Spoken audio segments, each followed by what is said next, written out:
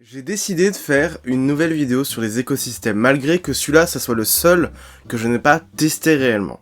Il s'agit de la première vidéo où je teste un écosystème que je n'ai jamais testé, mais bien évidemment ne vous inquiétez pas, je me suis renseigné sur le sujet avant de faire la vidéo. Pour ce qui est de commencer, je pense que vous connaissez tous Google et vous savez ce qui a permis à l'entreprise de croître au début de sa création. Mais juste pour rappeler, ça a été à la base le moteur de recherche puis le navigateur, et ensuite le système d'exploitation pour téléphone Android. Pour ce qui est de la suite, je pense pas avoir besoin de vous expliquer, je pense que vous avez tous assez de connaissances pour connaître Google, ou, et si vous cherchez bien, vous avez plein d'autres vidéos qui vont répertorier ces sujets-là. Bien sûr, je pourrais des fois repartir en temps voulu sur certains pans de leur histoire. Ma dernière vidéo date de janvier 2023, mais étant une des vidéos qui a eu le plus de vues sur ma chaîne, je pense que tout le monde connaît le principe d'un écosystème ici. Juste avant le début de la vidéo, je sais que je suis pas habitué à faire ça, je vous préviens tout de suite, je le ferai pas souvent, c'est juste que là j'avais envie de le faire, c'était juste pour parler du nombre de viewers qui sont abonnés et non abonnés. Alors je sais que vous avez souvent des youtubeurs qui vous embêtent avec ça et qui parlent de nombre, du coup c'est souvent 30-70 le nombre de abonnés contre le nombre de non-abonnés qui regardent les vidéos,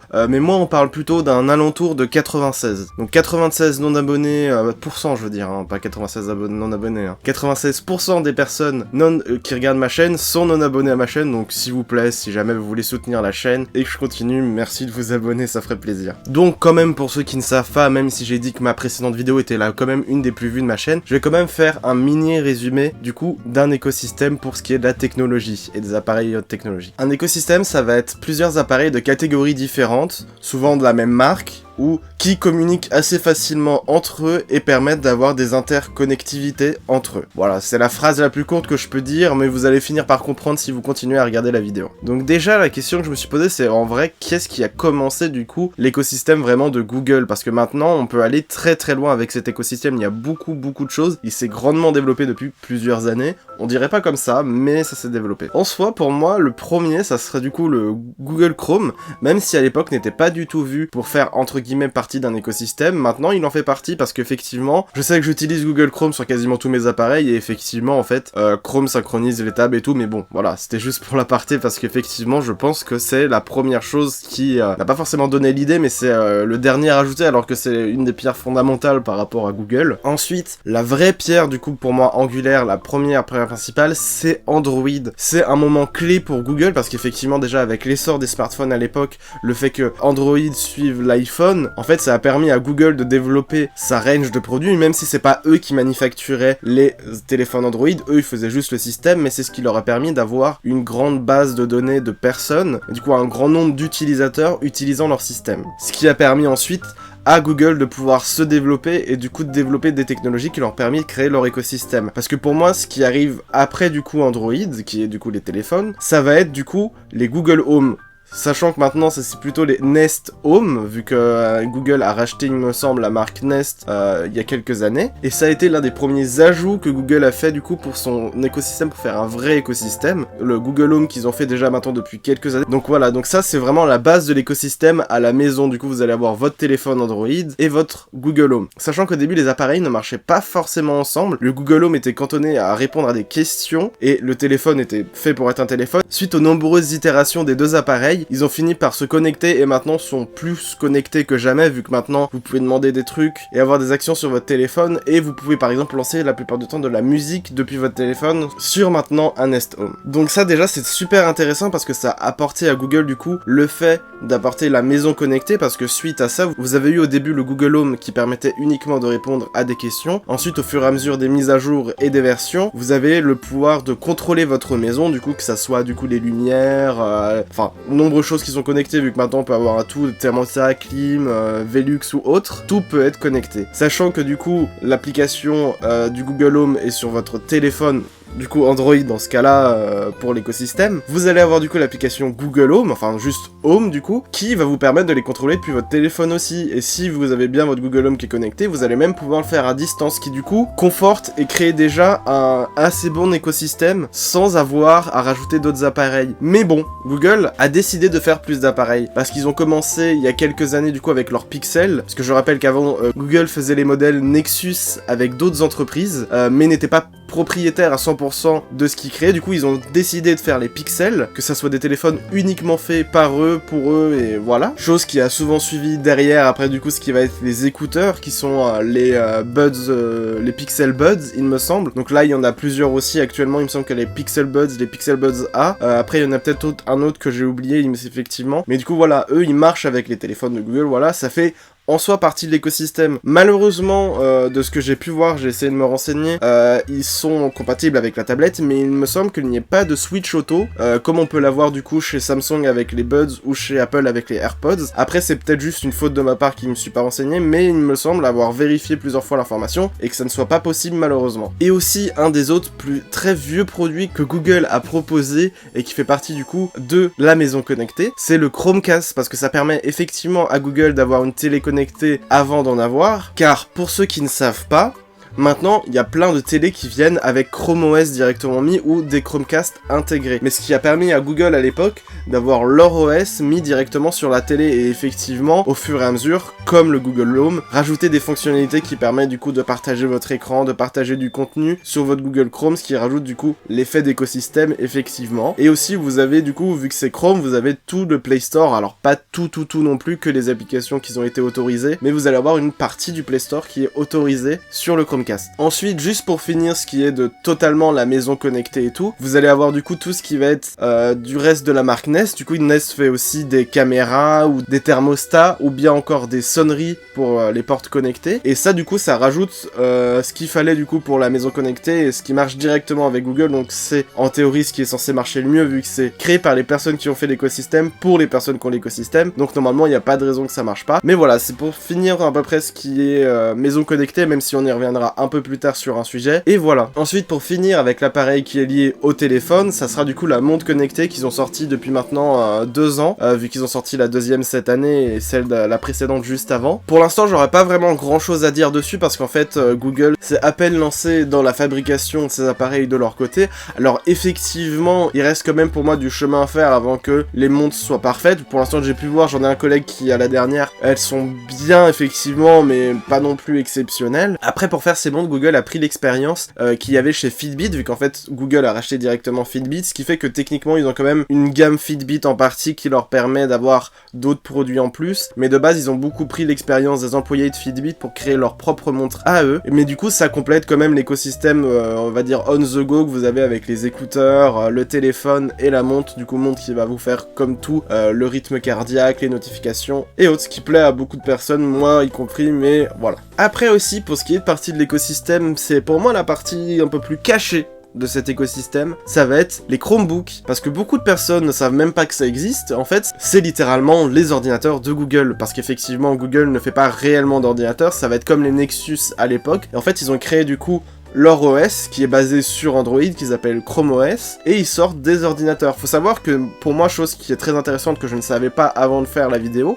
c'est qu'en fait un Chromebook est très peu cher, on peut se retrouver avec un bon Chromebook de ce que j'ai vu pour les 400 € à peu près, mais après effectivement vous n'allez pas pouvoir faire tout ce que vous faites sur un ordinateur traditionnel de type Windows ou Mac. Mais ça reste quand même un ordinateur assez puissant et il me semble que dernièrement ils ont ouvert quelques trucs qui permettent de rendre l'ordinateur plus accessible pour les personnes qui auraient quand même besoin du coup d'avoir des fonctionnalités de Windows. Mais je vois souvent ces ordinateurs recommandés du coup pour que ça soit les étudiants et tout parce que c'est des appareils très peu lourds qui coûtent très peu cher et avec souvent du coup une bonne capacité de stockage ou avec un processeur qui leur permet du coup de faire de l'écriture ou autre. Après je sais qu'ils ont sorti récemment, ils ont changé leur gamme, ils ont fait des Chromebooks normaux, j'ai plus le nom, les Chromebooks Plus et les Chromebooks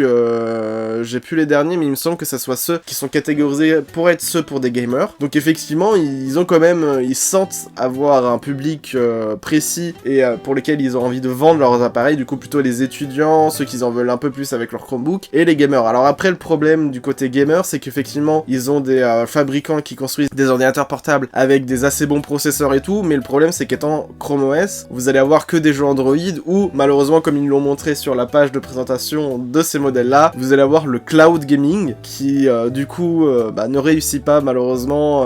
ces derniers temps vu que la plupart des trucs de cloud gaming se cassent la gueule si je puis me permettre. Mais j'aimerais revenir sur le point de ma dernière vidéo, si Apple arrivait à créer du coup un nouveau modèle de gaming, dans l'utopie de mon monde, si jamais vous avez vu la vidéo. Du coup, juste pour vous résumer la vidéo, c'est une vidéo où je parle du fait que Apple a fait réussir à sortir des jeux consoles sur téléphone, ce qui permettrait du coup, in fine peut-être, si jamais l'utopie se révélait, d'avoir un store unique pour tous vos appareils et qui vous permettrait d'avoir du coup tous vos jeux sur un store et pouvoir y jouer sur n'importe quel appareil. En théorie, si jamais tous les appareils se trouvaient avec une puissance minimum pour pouvoir jouer à ces jeux. Donc, dans l'éventualité où mon utopie se réaliserait, ça pourrait sauver du coup les Chromebook gaming, parce qu'effectivement, au lieu d'acheter un appareil surpuissant pour faire du cloud gaming, vous achèterez un appareil surpuissant pour faire tourner des jeux directement sur l'ordinateur. Mais bon, malheureusement pour l'instant, c'est pas le cas. Comme je l'ai dit dans ma précédente vidéo, je pense que c'est toujours une utopie, je vais pouvoir rêver un long moment avant que ça arrive, mais voilà. Et du coup, le Chromebook vient comme avec les autres, avec toutes les mêmes fonctionnalités que vous allez avoir du coup sur les appareils Android. Du coup, vous allez pouvoir mettre des vidéos sur directement votre Google Home, ou voilà, partager ou autre. Après ça, je vous dirais, ça vient quasiment maintenant avec Google Chrome à partir du moment où vous êtes connecté sur le même Wi-Fi. Mais effectivement, là, ça sera forcément un peu plus compatible vu que c'est directement de Google. Et en dernier, pour moi, ce qui est du coup le produit le plus récent qui soit arrivé dans la gamme de Google, ça va être la tablette. Alors tablette qui complète d'une sorte pour moi un peu le tout de ce qui est arrivé, c'est qu'en fait, je ne sais pas si vous avez vu du coup la présentation, mais en fait la Pixel tablette est une tablette qui fait directement Home Assistant et tablette, mais du coup pour moi ça complète un peu le truc, parce que moi je sais que des fois ça m'arrive avec ma tablette que effectivement ça serait sympa que ça puisse faire ça, mais bon, je préfère l'avoir quand même en tablette qui reste portable. Et en fait c'est la tablette de Google, qui est la Pixel tablette, permet directement de se docker à la maison pour se transformer en Nest Home, ceux avec les écrans du coup qui vous permettent d'avoir les informations, du coup de pouvoir gérer les lumières, de voir la température et autres, et du coup vous allez pouvoir la détacher pour en faire une simple tablette, jouer avec, faites ce que vous voulez avec. Mais effectivement je trouve ça très intéressant parce que du coup ils ont vu une autre approche, c'est qu'est-ce qu'on sait faire des Home assistantes, qu'est-ce qu'on a besoin, une tablette, pourquoi pas faire une tablette qui fait les deux directement. Et je trouve ça très intéressant, surtout que ça fait directement écho à l'écosystème, parce que vous avez une tablette qui est directement quelque chose qui va contrôler votre maison ou l'écosystème dans lequel vous êtes. Cette tablette est faite pour l'écosystème, achetez-la entre guillemets, je parle du marketing là, c'est pas moi qui vous dis de l'acheter. Mais voilà, je trouve ça super intéressant. Après pour ce qui est du coup de l'écosystème, j'ai quand même regardé quelques vidéos. Malheureusement, de ce que j'ai pu voir et pu me renseigner, il y a quand même certaines choses qui sont pour moi gravées dans un écosystème, dans ceux que j'ai connus, qui n'est pas disponible directement dans celui-ci. Parce qu'effectivement tout ce qui va être envoyer des messages d'autres appareils, directement faire de la copie d'écran d'un appareil à l'autre, que ça soit un Chromebook vers une tablette ou autre, ça va pas être des choses qui soient faites. Le transfert de fichiers facile non plus, il me semble. Après, pour ce qui est du coup des autres fonctionnalités, que ça soit les notes, les messages et tout, en soi, techniquement, c'est des choses qui sont possibles, mais il faut utiliser les logiciels de Google. Et ça, c'est pour moi le problème, c'est qu'en fait, autant Apple, genre, je peux envoyer des messages depuis Instagram ou autre, ça me dérange pas, même si je peux le faire sur Google aussi, et que l'application de messages que j'ai par défaut, c'est les SMS. Et par exemple, le problème de Google, c'est que vous allez avoir besoin, si vous voulez du coup avoir vos messages partout, mais pas les SMS, ça va être du coup de vous connecter à l'application de chat de Google pour chatter entre personnes qui ont des Android. Si vous voulez du coup des notes, va falloir vous connecter à l'application Notes qui est créée par Google, qui du coup va vous forcer à vous connecter à votre Google. Si vous voulez accéder à des documents que vous faites depuis partout, à des tableurs et tout, vous allez forcément devoir faire la même. Après, je dis ça, je sais que de mon côté, je fais exactement la même sur mes appareils Apple. C'est juste que selon moi, Google, comparé à d'autres écosystèmes, vous en prise un peu plus dans l'entreprise que d'autres, parce que par exemple je sais que moi ce que j'utilisais beaucoup pour écrire à un moment c'était les solutions Google qui permettaient du coup de faire des fichiers écrits, des tableurs et autres. Je sais que personnellement je les utilise encore sur mes appareils actuels, mais du coup je n'ai pas connecté de compte Apple. Après Google est assez connu pour se rattraper beaucoup plus sur ses servis par rapport au prix de ses appareils, donc effectivement quand vous allez du coup vous connecter à Google, vous allez avoir plusieurs choses. Mais effectivement comme je vous le disais, pour moi il y a quand même un lac d'interconnectivité entre les appareils, mais je pense que connaissant Google, ils finiront forcément in fine par faire quelque chose qui permettra de le faire et rendre leur écosystème beaucoup plus attractif. Alors après effectivement si on prend le cas des Chromebooks, je ne sais pas, je ne connais pas les ventes des Chromebooks, mais effectivement je connais très peu de personnes qui ont des Chromebooks. Je ne sais même pas si ça arrivera à tenir encore quelques années, malheureusement, parce que pour moi c'est une catégorie qui marche très peu. Après je sais que ça marche beaucoup au niveau des étudiants, vu que au vu de la promotion que fait Google dessus, c'est que ça doit forcément marcher en partie pour les étudiants, mais je ne sais pas s'ils pourront continuer quelques années, et au final, il faudra du coup juste se baser sur un ordinateur Windows qui fera du coup partie de l'écosystème à la place du Chromebook. Voilà, j'espère que cette petite vidéo sur l'écosystème de Google vous aura plu. Normalement, c'est la dernière vidéo de la fin de l'année, du coup, je vous souhaite un bon Noël qui est normalement passé à la sortie de la vidéo, et un joyeux nouvel an. On se retrouve pour l'année prochaine. J'ai prévu plein de choses, cette vidéo était un peu tournée en avance, j'ai essayé du coup de la rendre un peu mieux visuellement, et ce que je vais faire, c'est que je vais essayer quand même de changer des choses pour l'année prochaine, j'espère que vous verrez la différence. Et oui, je viens de me rendre compte que j'ai oublié d'en parler au début de la vidéo. Vous pouvez voir ici que j'ai quelque chose de plus. Je ferai peut-être une vidéo dessus, c'est une imprimante 3D, donc j'imprime des trucs en 3D, notamment, vous devez le voir ici, le dock de mon truc. Bon, l'impression c'est mal fini, mais ça tient quand même, donc je fais de la refaire. Mais du coup, je ferai peut-être une vidéo sur l'impression 3D, dites-moi si ça vous intéresse dans les commentaires, ça peut être assez intéressant. Je sais que j'ai hésité fortement, mais je suis un peu, pas la tendance, mais je suis un peu l'algorithme de YouTube en fonction de ce que je vois sur mes vidéos, ce qui marche et ce qui ne marche pas, et je n'ai jamais essayé. Après, je sais que je pourrais essayer des trucs ou autres en faisant des shorts, mais j'ai pas encore eu la foi de le faire, pour la simple et bonne raison que j'aime pas ça, parce que pour moi les shorts ça vous inciterait à faire ce que fait TikTok et TikTok, Instagram et